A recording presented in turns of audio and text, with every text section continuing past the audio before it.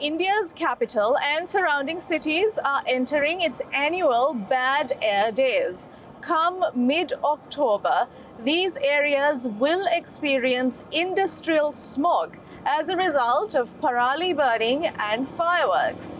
This leads to dips in air quality.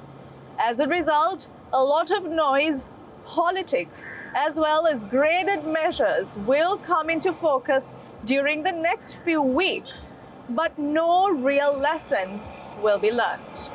Here's more.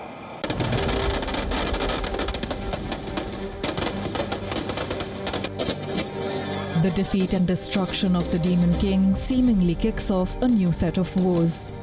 The fire and smoke of Dussehra herald air quality nosediving to new lows each year, particularly in urban areas of northern India. And the Air Quality Index, or AQI, becomes the go-to barometer of life itself.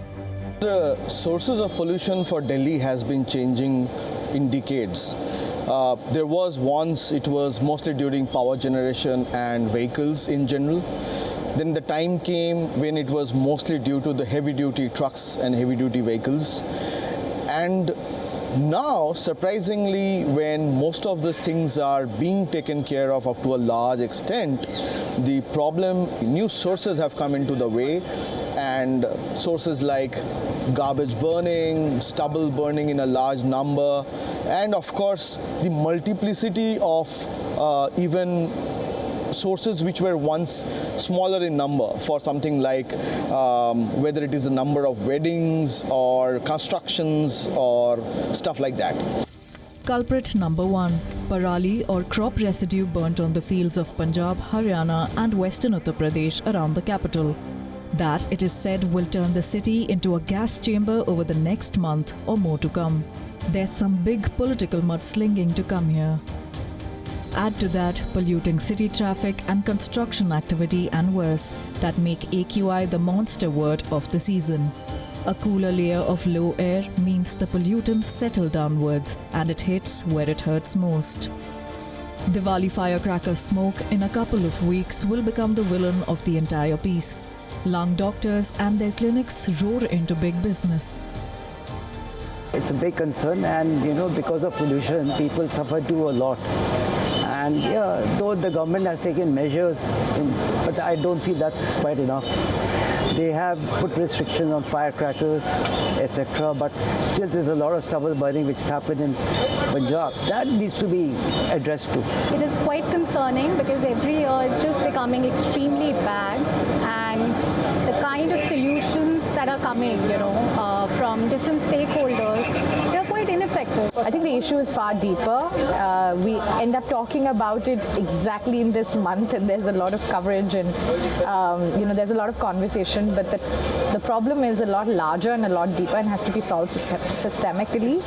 And I think just the moment Diwali comes, everyone talks about crackers, or right after that there's going to be conversations about odd even and things like that. But I think it should be a year-long conversation of what is happening to the planet and how are we going to solve it. The government of the National Capital Territory has turned on mist sprays at key intersections in the city in a bid to water down carbon emissions spewed by traffic.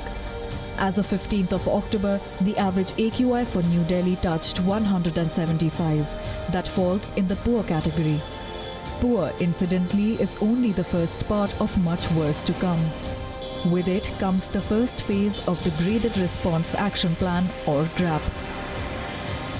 GRAP Stage 1 kicked in at 8 a.m. from the 15th of October.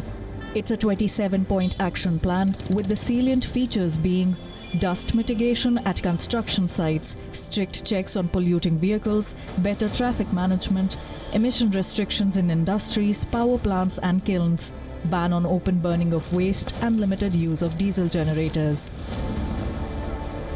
Stage 1 is essentially a soft crackdown to control micro and small air pollutants.